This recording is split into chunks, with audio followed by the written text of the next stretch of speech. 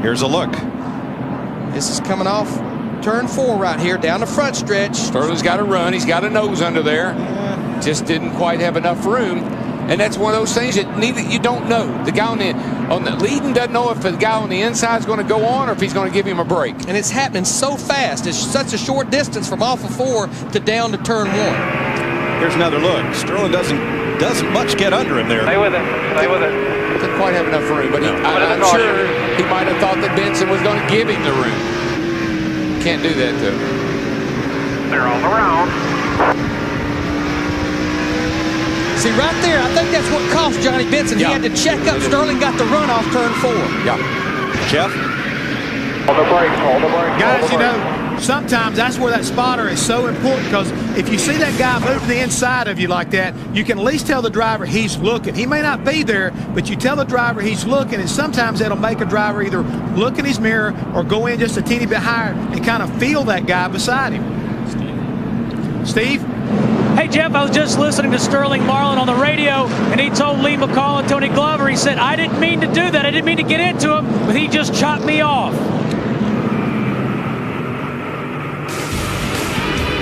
Temperature and tempers perhaps here at Bristol. Johnny Benson has climbed from his damaged car.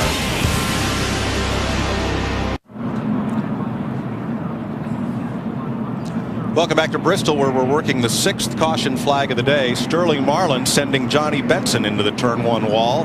Benson out of his car, surveying the damage and not pleased. The spotters for Benson and Marlin talking it over. Now they're right up on top of the front straightaway. That's a change from last year here, where they were up above turn number 3. New spotter location. Pretty much right in front of the incident there. Dick Berggren. Well, Rusty Wallace is concerned about the front tire. He just rubbed into another race car. He's asked his spotter to take a look at it. They've also asked other drivers to take a look at it. He just is very concerned. He's also concerned about the 23 of Hut Strickland. They've asked him to get out of the way, or he'll be the next caution flag. Matt? Dick, earlier in the race, Mike Skinner survived the possible flat tire, but he couldn't survive the lug nut that fell off on his last pit stop. It dropped him from 4th to 21st, but he has quietly and Larry Mack patiently worked his way back up to 11th from 21st. But also one note, keep your eye on the 21 car. He's a tick tight, but quietly move back into the front. Gordon takes the restart green flag. Trying to clear Strickland. He's not going to be able to do it this time. You know, one thing I always try to tell my spotter and my crew chief is tell me who that is that's up beside of me. Hut Strickland opened the door for Jimmy Spencer in the 41. He took the lead there. Well, Tony Stewart's going to the bottom right Yeah, here. Spencer got by, and here comes Tony. Gordon could not clear the lapped car and paid the price, falling to 3rd. But I always like to know who that guy is looking on the inside of me, because every driver has a kind of a history, a track record, if you will. And sometimes you want to give some of them a little more room than you do others. But there on the last 2 restarts, Hut Strickland had nothing for the race leader. Well, this time he did. Well, he got in front this time. Defending race champ Elliott Sadler got his fenders pinched a moment ago. Steady here. In the middle of 3 wide, now with Mike Skinner and Steve Park. Elliott got squeezed a little. Might need just a wisp of tire smoke as he comes off 2.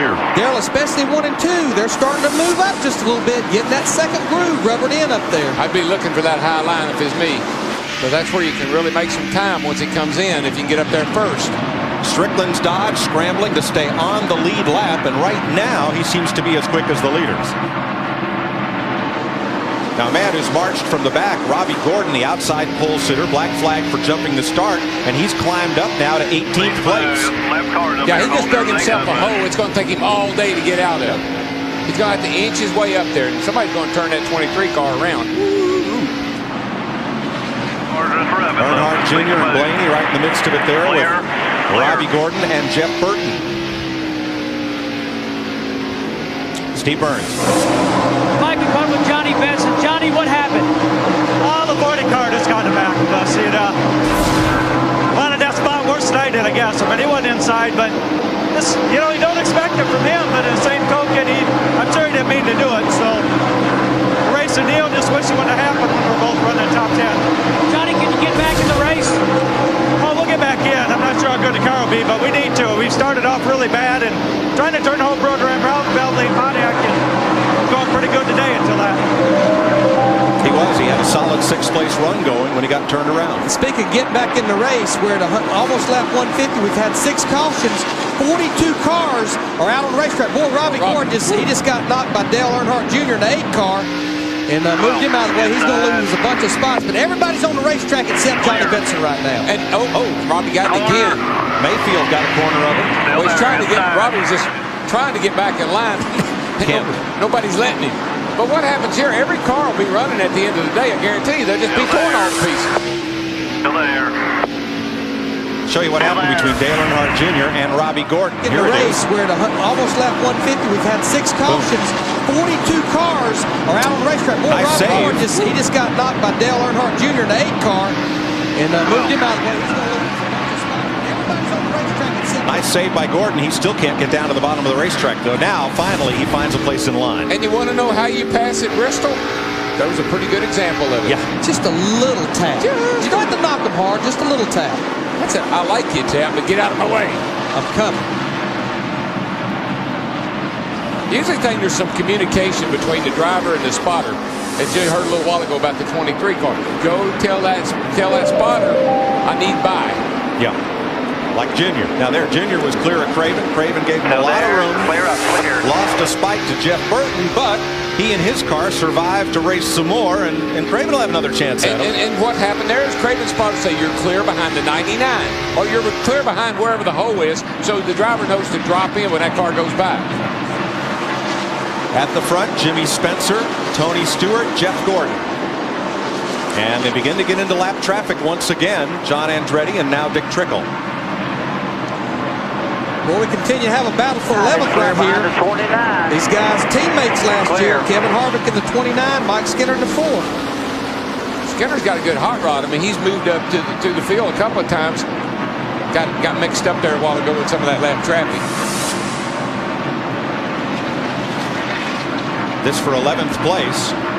You know, a kid I'm impressed with came in here 5th in points, wrecked right off the bat on Friday. Had to go to a backup car. I talked to his crew chief this morning, Chad Knaus. He said, Jimmy has finally figured out you just can't drive this place like you drive a Busch car, and he's up in the 8th position after starting 33rd. Well, let me just say this now. All the Henry cars are running good today.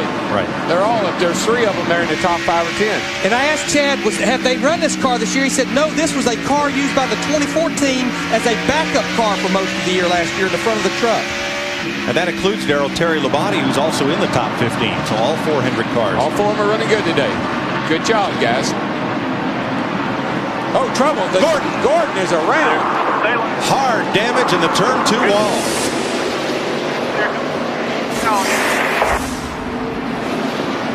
After damage on the back and a little bit on the 7th front caution console. flag, lap 158. Jeff Gordon slammed into the turn 2 wall. Come in here, let's look at it, see what we can do with it. Thing just spun right out on me, guys. You heard him say it. Yeah, I didn't see anybody around him, or I didn't see anybody get into him. This track plays no favorites. Oh no, and it'll do that to you. This concrete will do it to you. There he is. Well, he kind of took a dive down underneath the 44 car. They looked like he ran that corner a little bit hard, pinched it down, and it came around. And sometimes you stick that left front tire down on that apron, it'll make that car loose. It takes the wedge out of the car. Guarantee you, it unloaded on him and it went around. All right, if you're one of those leaders, well, here, let's check with Matt. Well, Mike, right now, Steve Letarte is beating on that left rear quarter panel as the crew is looking at the deck lid, which is crushed in. Also, the dry brake area. That looks like that might be okay, so refueling the car shouldn't be a problem. Now Letarte is putting the wedge wrench in the back, and you see the guys beating on that quarter panel, trying to surmise the damage here to Jeff Gordon's car. Tough break, though, for Gordon, looking for his 5th career win here in Thunder Valley. Steve Letarte still looks underneath, looking to see what else, what other kind of damage they have here on the 24. There's a reason why Bristol and Bodywork start with the same letter. You bring a car here, you don't schedule it for a few weeks because you know it's going to have to be rebodied after you leave here. All of our leaders are on pit road. Steve Burns. Well, there, Sterling Marlin getting service. They're going to go down a round and a half on the track bar in the right rear. They contemplated taking 2 tires, but they'll take 4. To Dick. Tony Stewart, minor track bar adjustment, 4 tires and fuel. Meanwhile, Rusty Wallace, they're going to tighten up a little bit on his race car and send him off. Stewart has already won this weekend. Last night, his sprint car won. To Matt. Dick, down here in the Jimmy Spencer pit, a 4-tire change. He said the car was a little tight in the center of the corner. He couldn't get it to cut it. Big traffic jam off pit road. His team made a slight air pressure adjustment. Wow. Now, this is where the teams that pitted on the backstretch still have a slight disadvantage because they come around to the front stretch, still at pit road speed. They're in line, bumper to bumper. Everybody coming out of the pits is going to swing in and try to gain a spot or two there. And we've been told the 4-car Mike Skinner was too fast exiting pit road. This won't fall under the new rules because it's under caution. He'll have to start at the tail end of the longest line, so he's put himself in another hole again. That's good, the tail end of the longest line. Why is that? What happened when Skinner exited the pit? This is pretty interesting here, but if you have a look where Jeff Gordon's pit is and you widen out to see the speed lines where they measure the speed limit on pit road. All right, now right there's one line and there's the other line of the other box. Here's where Skinner comes out of the pit, so he thinks, well, they can't time him from line to line because there isn't enough distance. But what happened? Skinner pulled out and was visibly faster than the cars that were already in the outside lane of pit road. So it was very clear if there was a culprit, he was it. But Mike, I think what they've done, they've increased where pit road speed actually ends, is that line right there. They've added another segment here. That way you can't get going and get too fast. It all happened after they started having those pit road accidents. Could have got him either place. Exactly. But either way, the verdict is guilty. And here it is. I have never seen 3x3x3 leaving pit road before. Here's Skinner scooting out. I don't see how you can know if he is speeding or not. There he goes. See right there. He's visibly faster than those other cars. And if you get the watch between those lines. It was a ball and strike call, and I believe that was a strike. Jeff Gordon puts the left front down on the flat and puts the left rear into the concrete. NASCAR Winston Cup Series on Fox, presented by UPS, is brought to you by Viagra. Ask your doctor if Viagra is right for you. They just restarted one lap ago. Rusty Wallace won the race off pit road, but he's the ninth place car. Trouble in one. Hut Strickland slams Joe Nemechek, and off to the wall they go. Caution is on the speedway. Cautions. Dale Earnhardt Jr. stopped and let his teammate Steve Park in the 1 car get his lap back. Yep. And that a tough break for this Travis Carter team, which is now down to running 1 car for Joe Nemechek. They parked the Todd Bodine car, seeking sponsorship to go the season. This won't help. Very unsure about what they're going to do for Texas in 2 weeks. Steve Park got a lap back here. As let's show you what happened going off into the corner. Well, once again, the guy on the inside, he just gets in there and gets into the guy on the outside. It's just classic Bristol. That's why I always ran that little mirror on my left corner right there on my left row bar. I always like to know whose nose was sticking in there. We've seen this happen so many times today. You go off in that corner, drive to the bottom of the hill there. Not enough room for 2 cars right there at the bottom. You're going so fast, can't turn. Can't stop. Nemechek's taking his car behind the wall. We should mention that on the previous caution flag, Ward Burton got back on the lead lap. Here comes Steve Park with like a house of fire to beat the leader, Earnhardt Jr., his teammate, back to the line and get a lap back. And what you hate about what happened to Joe Nemechek there is he's one of those 8 cars that stayed out to try to get the track position, hopefully stay out of trouble, and he gets in trouble with the lap traffic. Like we said yesterday,